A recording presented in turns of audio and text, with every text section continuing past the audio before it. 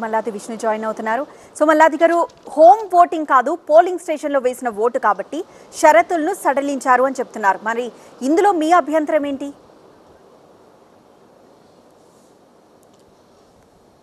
షరతులు ఎట్లా పడితే అట్లా సడలించి మాకు అనుకూలంగా మాకు కావాల్సిన విధంగా మేము ఏ రకంగా కావాలంటే ఆ రకంగా వెళ్తామంటే అవ్వదు కదా.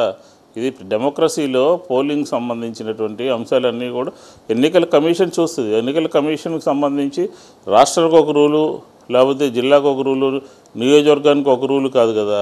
యావత్ భారతదేశం అంతా కూడా ఒకటే రూల్ ఉండాలి, ఒకటే విధానం ఉండాలి. అక్కడ లేనటువంటి విధానం ఇక్కడ ఎందుకుని ఉత్పన్నమవుతుంది, ఇక్కడే దీని మీద ఎందుకుని మాకు రూల్స్ వర్తించవు అని చెప్పని ఎన్నికల కమిషన్ కానీ అలాగే తెలుగుదేశం కానీ ఎందుకు చెప్తున్నారు అంటే, అది పోస్టల్ బ్యాలెట్లో వాళ్ళకి ఏదో మెజారిటీ వస్తుందని, దాన్ని ఈ రూలు అప్లై చేయడం ద్వారా అక్కడ మెజారిటీ పోతుందనేది వాళ్ళ యొక్క అంతర్గతమైనటువంటి ఆలోచన. మేము చెప్పేది ఏంటంటే, ఎన్నికల కమిషన్కి ఉన్నటువంటి రూల్ ప్రకారం మీరు అమలు చేయండి, రిలాక్స్ చేయొద్దు, రూల్స్ని రిలాక్స్ చేయొద్దు. కాబట్టి మీరు దీని మీద మీరు మార్చాలి అని చెప్పండి పదే పదే విజ్ఞప్తి చేశాము, కోరాము. కానీ ఎన్నికల కమిషన్ సరైన రీతిలో స్పందించలేదు కాబట్టి మేము న్యాయస్థానాన్ని ఆశ్రయించాల్సి వచ్చింది. కాబట్టి అన్ని రాష్ట్రాల్లోనూ ఒకటే రూల్ ఉండాలి.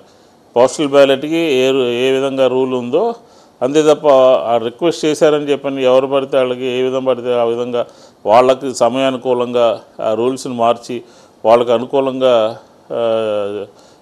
చేసేటటువంటి పరిస్థితి ఉంటే అది సరైనటువంటి విధానం కాదు అనేది మా పార్టీ యొక్క ఆర్గ్యుమెంట్. ఆ పార్టీ యొక్క ఆర్గ్యుమెంట్ని మేము దీంట్లో కోర్టు ముందు పెట్టడం జరిగింది.